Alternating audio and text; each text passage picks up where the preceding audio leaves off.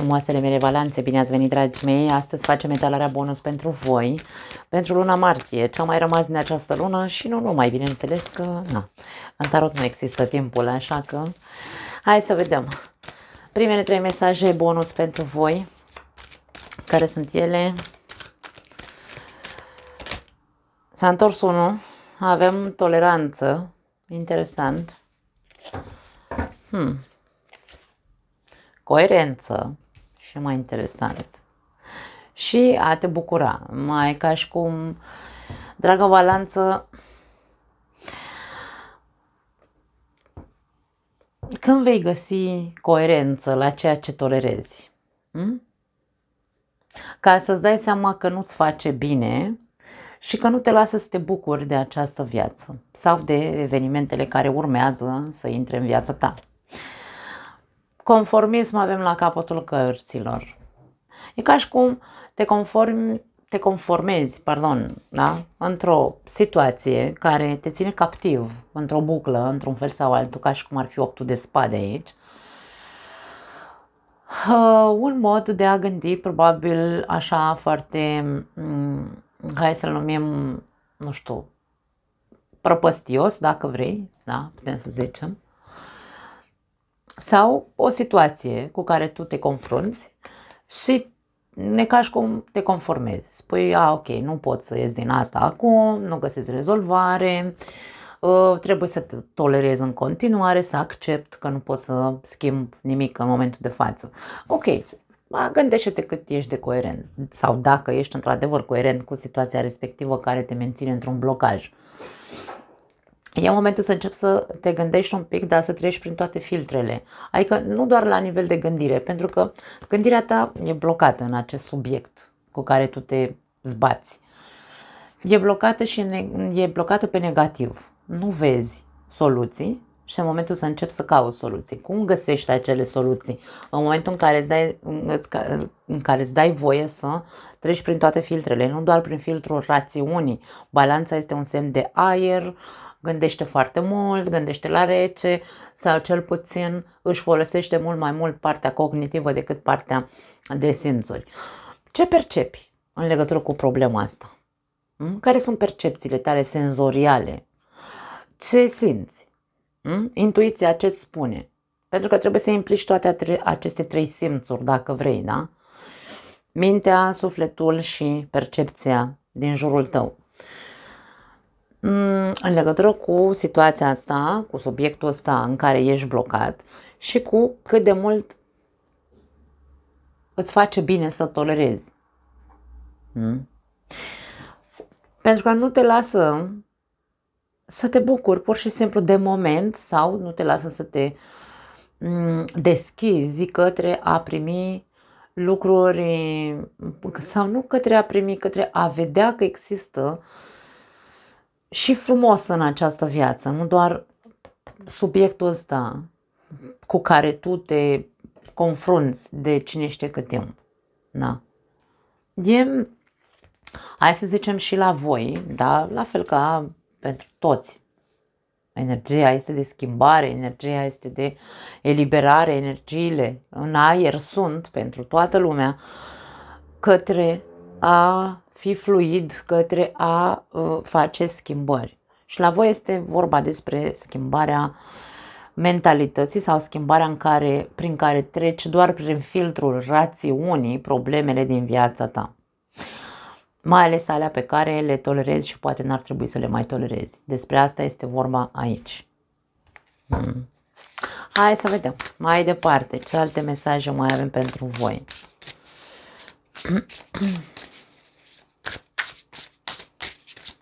E ca și cum trebuie să puneți întrebarea. Dacă te chinuie o situație sau un gând sau o persoană sau ce știu, pentru fiecare poate fi diferit. Dacă te chinuie și tu trebuie să tolerezi pentru că nu ai altă opțiune, întreabă-te cât de multă bucurie ți aduce în tine această toleranță. De-aia se cere coerență. Tu crezi că îți faci bine mâncându-ți capul așa, da? Bătându-ți capul cu aceeași buclă? Întreabă-te, ce poți să schimbi în momentul în care îți vei contacta toate simțurile? Ce poți să schimbi ca să fii mai deschis, ca să te bucuri mai mult de viața asta care ți s-a oferit ca în dar, să zicem așa? Da, hai să vedem ce mai avem. Nebunul. Riscă, ți se spune, pentru că fiecare dimineață este un nou început. Aici e ca și cum asumă-ți riscul de a zice stop, nu mai vreau. Nu mai vreau bucle, nu mai vreau toleranță, nu mai vreau subiectul ăsta, nu mai vreau partenerul ăsta, nu mai vreau situația asta care mă chinuie atât de mult la nivel mental. Nebunul înseamnă curaj, nebunul înseamnă risc, nebunul înseamnă nebun, ca și cum de ajunge, trebuie să fac ceva. Subiectul cu care te confrunți al tău, povestea e a ta, tu știi, doar tu poți ști ce trebuie să schimbi. Da. În fiecare dimineață este un nou început. În fiecare dimineață când te trezești ai oportunitatea să spui stop acelor gânduri, acelei situații. La fel cum am spus și în explicațiile astrologice, ce se întâmplă în momentul de față pe cer cu planetele, nu e un moment de a rupe relații, indiferent de tipul relației, da? Nu este un moment în care să punem punct și să o luăm ca nebunii pe cărări, nu. E momentul în care să reflectăm sau să regândim o situație, pentru că vorbim despre Mercur și Venus retrograde. Până la jumătatea lui aprilie recomand să nu se ia decizii de nebun, da? În care să zici gata, rup relația, de exemplu, sau rup o relație de prietenie, sau habar n-am, aici e vorba despre ok, întâi și întâi vezi despre ce toleranțe vorbim, vezi în ce anume trebuie să fii mai coerent. Vezi ce anume nu-ți aduce bucurie în această viață. Da? Și apoi, după jumătatea lui aprilie, poți să zici, ok, gata, am ajuns la o concluzie.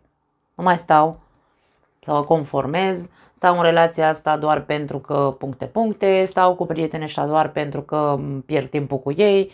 Adică sunt niște chestii pe care tu și fiecare dintre noi, după cum am zis, trebuie să le revizuim în viața noastră. Regina de spade. Regina de spade îți spune să nu mai cobori vocea pentru nimeni, adică să te faci cumva auzit. Balanța are tendința de a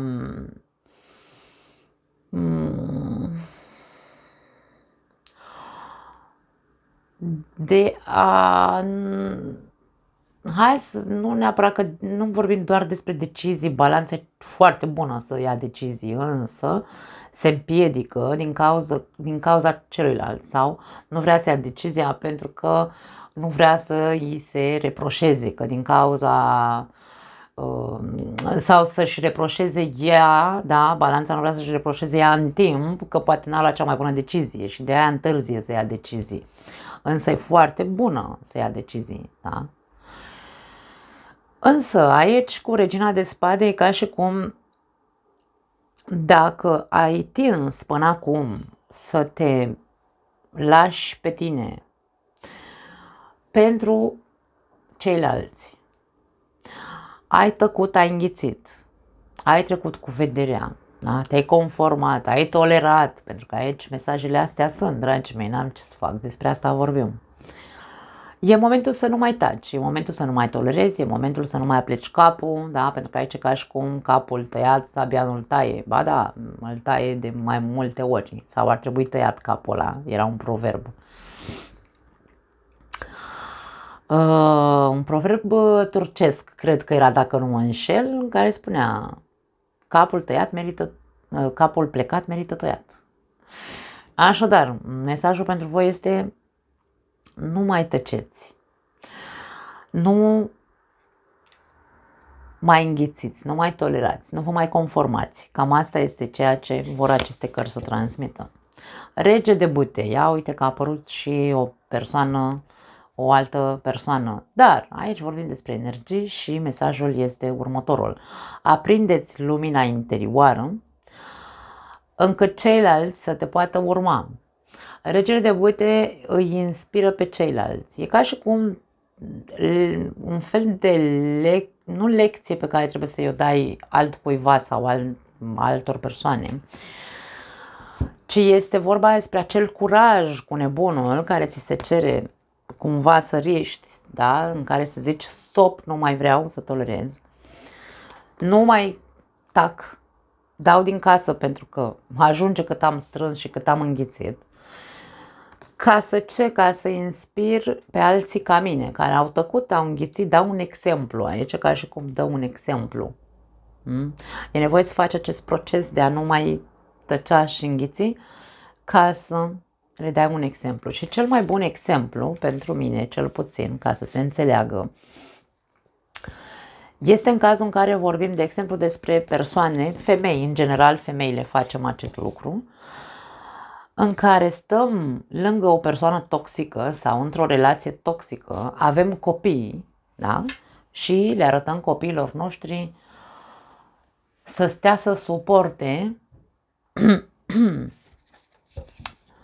doar pentru că n-am de ales, domne. De ales avem întotdeauna. Ce exemplu le dai copiilor tăi? Pentru că aici poate despre asta e vorba, da? Ca ceilalți să te poată urma. E ca și cum ți se cere curaj, acel foc, acea îndrăzneală în care să zici stop, gata,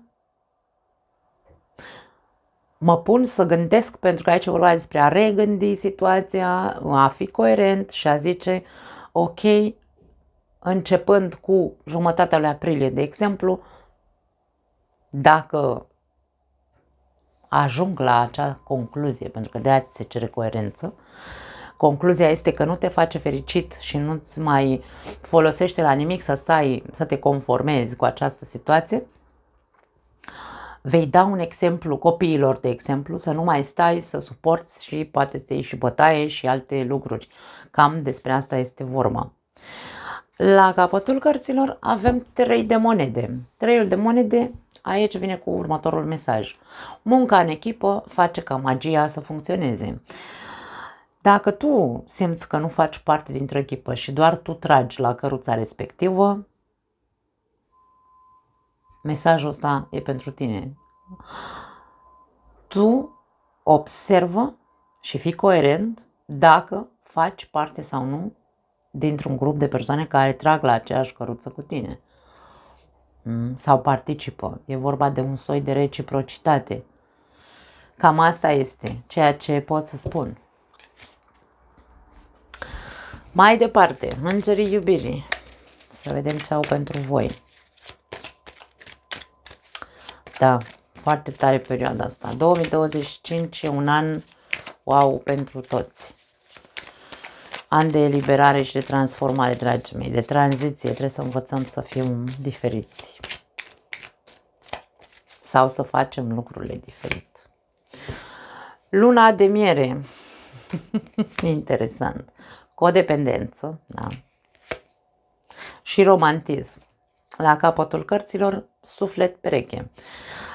În cazul în care vorbim despre ce am zis mai devreme, ești într-o relație toxică și vrei să dai, sau ar trebui să dai exemplu copiilor, să nu stea la rândul lor, pentru că nu cred că ți-ar plăcea peste 5 ani, 10 ani sau, mă rog, în funcție de câți ani au copiii tăi, să-ți vezi copilul în aceeași situație, pentru că ceea ce noi nu rezolvăm ca părinți, copiii noștri vor repeta, inevitabil. Nu vorbim despre acea frază care se zice în Biblie, de exemplu, sau, mă rog, religia probabil că spune, nu mai țin dacă e în Biblie sau în altă parte, dar se spune că păcatele părinților se transmit pe 7 generații sau ceva de genul. Nu vorbim neapărat despre asta, vorbim despre faptul că întotdeauna, într-un mod logic și psihologic, dacă stăm să ne gândim, copiii fac ceea ce văd la noi. Noi copiem, noi am copiat de la părinții noștri de la părinții lor și așa mai departe. De aia se spune că din generație în generație fiecare deja vine cu un bagaj inconștient pe care îl repetă. Însă, când conștientizăm că nu facem bine și te gândești un pic mai profund, oare mie mi-ar plăcea să-mi văd copilul într-o situație ca a mea, de exemplu, dacă vorbim de o relație toxică? Nu cred. Ce sfat ai da copilului tău în cazul în care l-ai vedea într-o situație ca tine, pe care o trăiești tu acum, de exemplu? Acum, închid paranteza, a fost doar așa o completare. Aici avem mesajul lună de miere, codependență și romantism. Dacă aveți o relație, vedem aici suflet pereche, suflet geamăn. Dacă aveți o relație, sunteți lângă persoana potrivită, lângă voi este persoana potrivită. Ce înseamnă suflet geamăn sau suflet pereche? De foarte multe ori, foarte multă lume are așa impresia că sufletul geamăn sau sufletul pereche trebuie să fie ăla care, domne,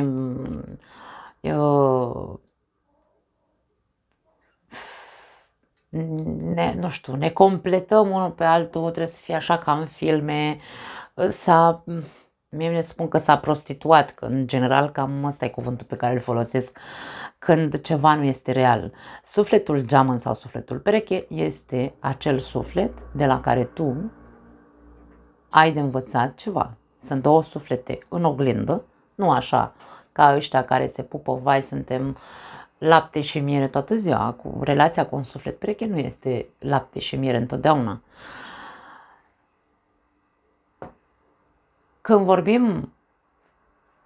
Când înțelegem cu adevărat ce înseamnă suflet pereche sau suflet geamăn, vorbim despre două persoane conștiente care vor să construiască o relație constructivă, învățând unul de la celălalt. Oglinda, suntem două oglinzi.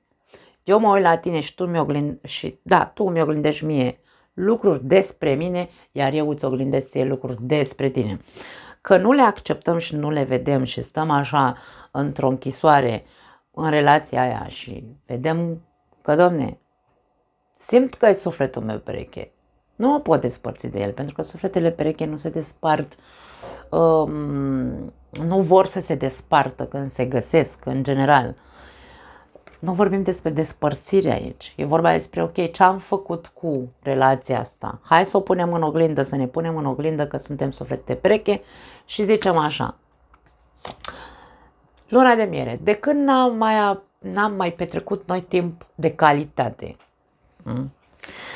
Ce se întâmplă cu partea asta emoțională, cu codependența asta între noi?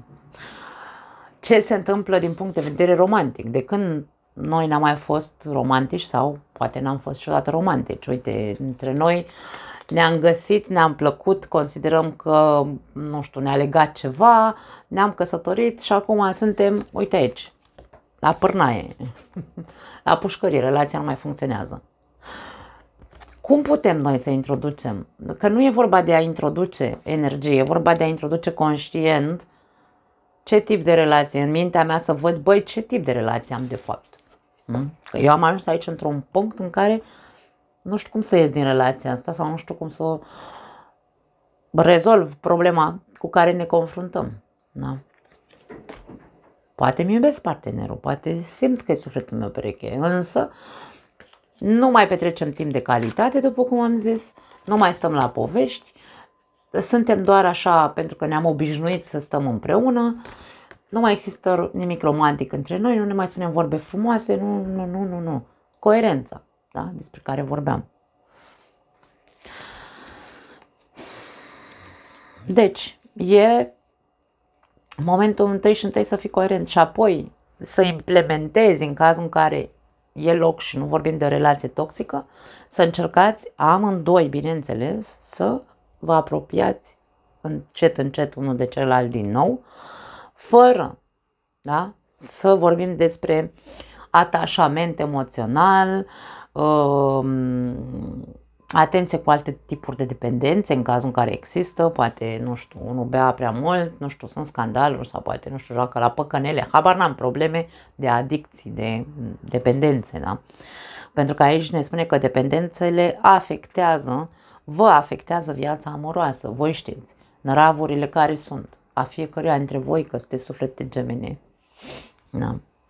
Are legătură cu romantismul, lipsește căldura, lipsesc clipe frumoase în cuplu. Asta trebuie să implementate. Dar, insist, uitați-vă și vedeți cu coerență ce vă face să vă doriți să fiți cu acest partener și ce nu, pentru că poate fi vorba doar despre atașament. Stăm împreună doar pentru că, puncte. Dacă sunteți singuri,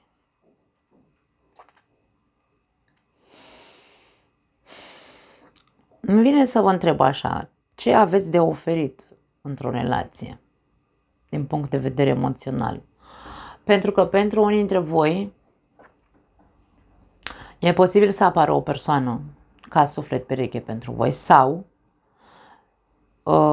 să existe în jurul vostru și voi să nu fiți, nu știu dacă coerent e cuvântul corect, să nu vedeți, pur și simplu. Că e probabil cineva care este interesat de voi, însă voi vă bateți capul cu altceva. Sunteți blocați într-o altă imagine, într-o altă relație, de ce nu, din trecut. Aici este vorba despre a te debloca în primul și în primul rând, să vezi că nu-ți mai face bine să stai acolo în acea poveste care oricum nu are nicio soluție și să te deschizi către o altă persoană care probabil te place și tu nu o vezi. Poate fi o perioadă în care cei singuri să se deblocheze, poate fi o perioadă în care, de exemplu, dacă aveți de făcut o călătorie pentru unii dintre voi, pentru că aici e vorba despre o vacanță sau o mini-vacanță, dacă aveți de făcut sau v-ați hotărât voi, uite, vă luați bagajul și plecați un weekend undeva, nu contează, e posibil ca acolo să cunoașteți pe cineva. Atenție să nu te lipești atât de tare de acea persoană, într-atât încât să te ia de cap, pentru că aici avem romantism foarte mult. Romantismul știm ce este. Trăim din povești. Wow, ce romantic e totul. Wow, ce tare e persoana asta. Wow, ce conexiune simt cu persoana asta. Da, poate fi foarte wow, poate fi pentru unii dintre voi, însă nu vă lăsați, da, la fel ca în alte povești anterioare, să cădeți în aceeași capcană, pentru că este capcana minții tale, acest 8 de spade, da, care îl numesc eu. Nu cădea în aceeași capcană ca în alte povești. Eu am tot văzut la voi că se repetă un scenariu din punct de vedere emoțional. Ori vă îndrăgostiți foarte repede. Întrebarea la început a fost ce ai tu de oferit din punct de vedere romantic. Întreabă-te dacă nu cumva această lipeală sau, mă rog, acest atașament foarte rapid față de persoanele noi pe care le cunoști sunt cea mai mare problemă a ta. Este. Atașamentul este cea mai mare problemă a ta. Pentru că ți se cere coerență, ți se cere, da, într-adevăr, să te riști să cunoști o altă persoană, însă să nu-ți faci povești nemuritoare în cap. E vorba despre a fi coerent. Poate tu ai foarte multe de oferit într-o relație. Poate ești foarte romantică tu ca persoană, poate ești foarte atentă, poate ești... Balanța, în general, încearcă să facă mult mai mult decât ar trebui pentru cealaltă persoană. Dar nu uita că vorbim despre O persoană pe care tu trebuie să o cunoști. Un suflet pereche, care poate te caută și nu te găsește, că ești tu aici undeva într-o buclă. Însă, dacă știi că oferi prea mult, observă-te și fă niște schimbări la tine. Nu pot să zic altceva. Am zis, sufletele pereche nu sunt ceea ce noi credem din punct de vedere romantic. E o oglindă, e o persoană care îți va oglindi probabil și calitățile și defectele pe care le ai și tu ei. Da? Nu construi, îmi vine să zic, relații de atașament așa cum ai făcut în trecut.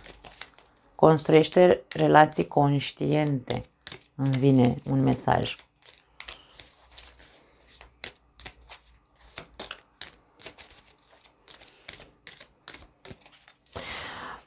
Îmi vine să spun, nu te mai conforma nici cu oricine în viața ta, nu știu de ce îmi vine să zic așa. Ai tendința, dacă ai stat mult timp singură ca persoană, fără nicio relație, ai tendința să accepți pe oricine doar pentru a nu fi singur? Dezbate și subiectul ăsta în capul tău. Avem ancora care ne vorbește despre stabilitate și siguranță. Porumbelul care vine cu pace și seninătate, da? Și avem păunul care vine cu bebeluș și bogăție. Vine cu o sarcină. Dacă nu îți dorești un copil, protejează-te în această perioadă. Avem cheia la capătul cărților. Închis și deschis. Trebuie să închizi un ciclu, acest ciclu din trecut, acest subiect trebuie încheiat odată și deschis un alt ciclu în viața ta. Vorbim despre un ciclu care probabil, dacă tu îți asumi această muncă de a fi coerent, pentru că aici despre asta vorbim și de a nu mai tolera și de tot ce am zis până acum, dacă tu îți asumi această responsabilitate, vorbim despre un ciclu de stabilitate, seriozitate, siguranță, pace, liniște și, de ce nu, un copil în cazul în care vă doriți. Dacă nu vă doriți, am zis, protejați-vă. Dar e ca și cum despre bogăție, despre în sfârșit. Găsești piatra filozofală, dacă vrei, în ceea ce înseamnă viața ta sentimentală. Așadar, nu pot să zic altceva. Te vei ancora cumva. Următoarea perioadă este despre a te ancora, despre a-ți găsi stabilitatea interioară, siguranța în sine, pacea și liniștea interioară și în care să zici, ok, vreau să fie altfel de acum înainte viața mea, vreau să mă bucur de viață, de cât mi-a mai rămas din această viață, da. Da, foarte frumos etalarea voastră. Hai să vedem mai departe ce mesaje mai avem. O călătorie, insistă aici să iasă călătorii pentru unii dintre voi. Ai toate răspunsurile. Unde vrei să ajungi? O călătorie, nu neapărat o călătorie fizică, e vorba despre o tranziție. Sunt aici și vreau să ajung acolo. Unde acolo? Ce este acolo? Întreabă-te unde vrei să ajungi și fixează-ți acel obiectiv. În momentul în care știm unde vrem să ajungem, știm și cum să facem acel proces să ajungem acolo.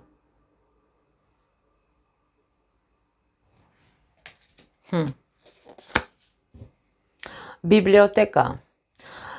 Preia controlul asupra poveștii tale. Această poveste cu care te conformezi. Blocantă. Sau care te menține în blocaj. Dacă tu îi dai voie minții tale să te saboteze și să te țină doar în această stare, în care te consumi din punct de vedere mental și zici nu pot, nu găsesc soluții, viața e urâtă, bla bla bla, habar n-am ce mai zici. Încearcă să conștientizezi că e doar povestea din capul tău. Aici avem multe cărți, vorbim despre bibliotecă, da? Această persoană stă pe un teanc de cărți.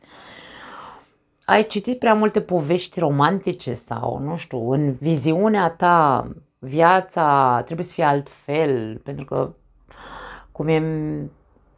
cum e mintea noastră sau viziunea noastră, așa este viața noastră. Trebuie să conștientizăm că, Doamne, cum e sus, e și jos, cum e, na, cum se zice, da? Ce am în cap, așa arată și viața mea. Dacă eu am gânduri, nu știu, poate, uite așa, trăiesc într-o lume romantică sau romantizată de capul meu, da? De mintea mea. În exteriorul meu ce am? Ia uite-te ce ai în exterior, că poate dacă ești singur aici sau dacă ești într-o relație, dar ești într-o relație care nu funcționează pentru că lipsesc multe lucruri de care nu ne dăm seama că nu le facem sau, nu știu, ne conformăm pur și simplu că suntem măritate și însurați, dar nu ne aduce nicio bucurie relația respectivă. Deci aici vorba despre, ok, tu poate visezi la altceva. Ideea ta de a fi fericit e alta care nu corespunde cu realitatea ta. Preia controlul acelei povești. Este real ceea ce tu îți spui? E un soi de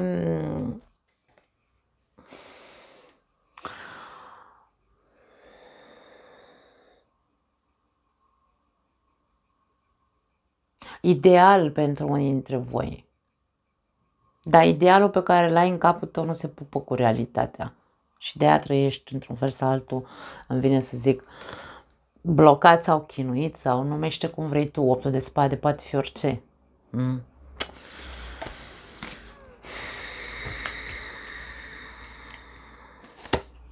Ca și cum trebuie să schimbi povestea din capul tău.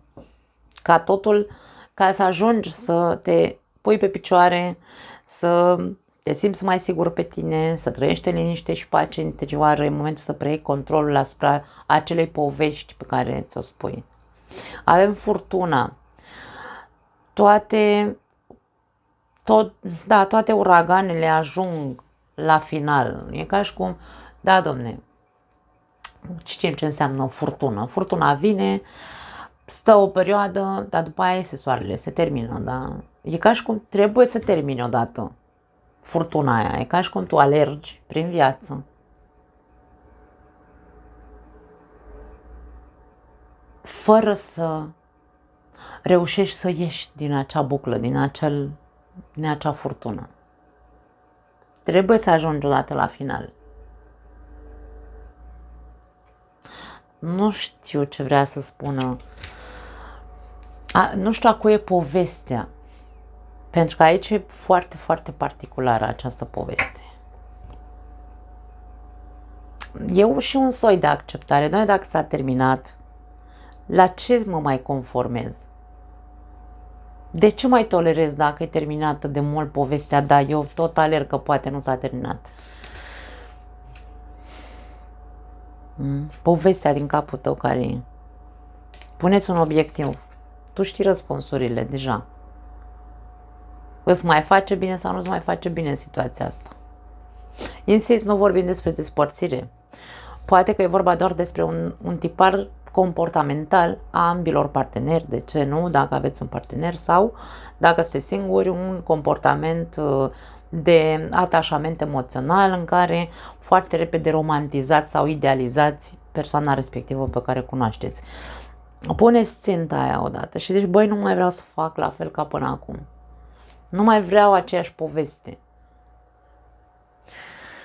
Înconjoară-te de iubire, ți se spune la capătul cărților. Înconjoară-te de persoane care să îți dea căldură, care să te inspire și pe tine la rândul tău să zici, nu să stai numai așa cumva să pierzi timpul, îmi vine să zic, în care să zici nu mai îmi trebuie pe nimeni, las că stau așa înconjurat de prieteni sau la mama acasă, poate fi, pentru că aici avem 3 generații, da, avem bunica, mama și fata, copilul. E ok să fii înconjurat de persoane care te susțin emoțional, care îți dau căldură, care, nu știu, îți dau o atmosferă plăcută și caldă, însă nu doar pentru asta, da? Asta, că e cald și bine în sânul familiei sau la mama acasă, fără să te riști să ieși în această viață. În fiecare dimineață este un nou început pentru tine. Riscă-te să începi o nouă viață. Confortul e confort, da, e ok, tuturor ne place să avem zona noastră de confort și să nu ne batem capul cu viața. Însă viața nu e despre a-ți bate capul cu ea, da? Este despre a te bucura de ea, pentru că e un cadou această viață. Nu ai venit pe o lume așa să stai, să te conformezi cu e cald și bine la mama și nu-mi bat capul să iau viața în mâini. O metaforă pe care o fac, da.